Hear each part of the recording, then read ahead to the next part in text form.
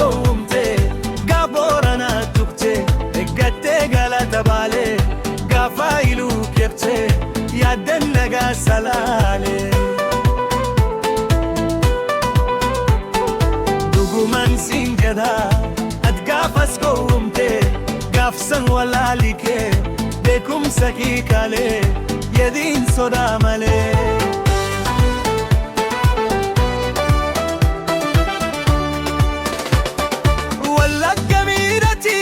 min jimmara jalala eggata arsi man makararsa yo akami yardu keessa keetti hawwita gujira galata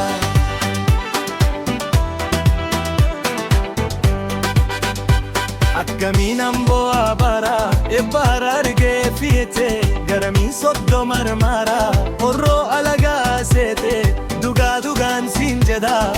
gafakasiya duwatti kan gowwomte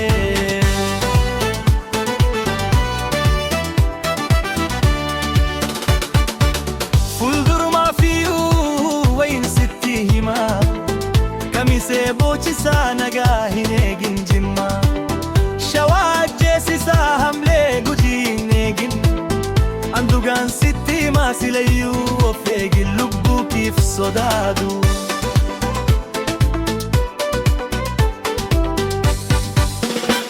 dubbin sitti jima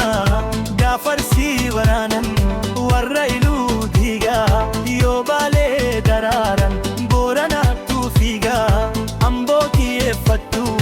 walootu iraa diga egan gowwoomin jarri fooniif diga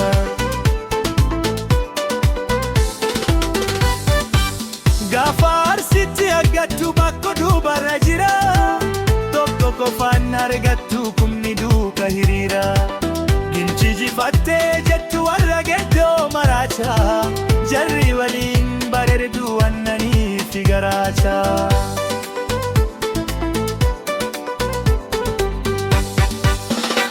aggarootu gufyaaddu limmuun warra gumaati kanaafuu riisuu wayaa oromuun tokko garuu warra gosa kumaati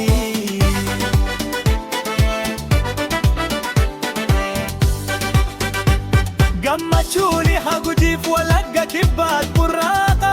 ukshuqqii jiroof boqqojjiif yaabelloof mojoot warraaqa oromummaan diigaa namni adda hin kudu kan kanas godhee waaqaa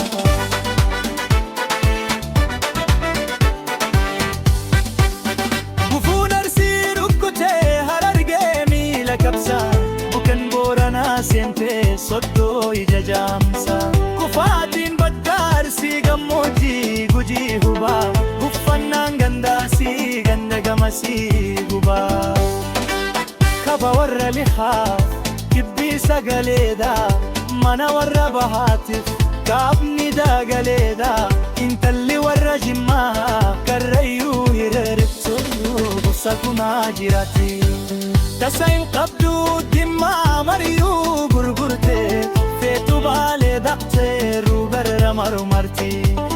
inni silmi horroo wallaggaa hojiif dhufeet shawarraa jaalataa ilurraa wallo deemeet hiriyaa laallataa iyoobi hararge beet dirurra yaafataa kuma ilaalaa oolees kumattuu rifetee filannoof rakkataa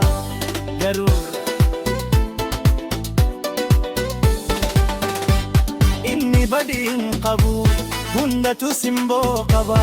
hingumat qalbii butaa hingumat hawwataa mee amma fakin fotoo oromoo tokko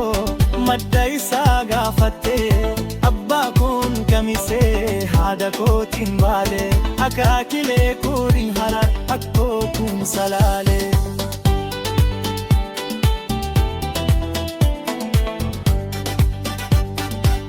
Suma kon jimmaa wallaggan shuqadaadhaadha kootini jedhee toositti himaa kanaafu Oromoo maqaa gostokkeeti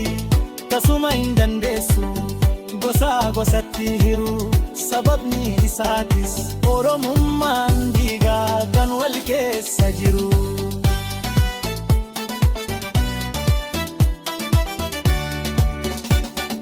Dambi Dolloo Baddallee Roobee Asallaaf Shiroo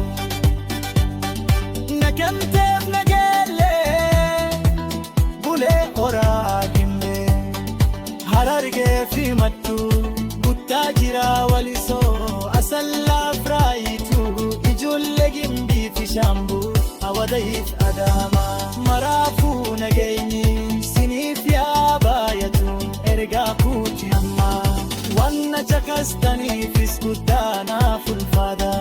gaddaa galatoomaa makii kan Maryam tefera foloo gochuu hin dagaatina.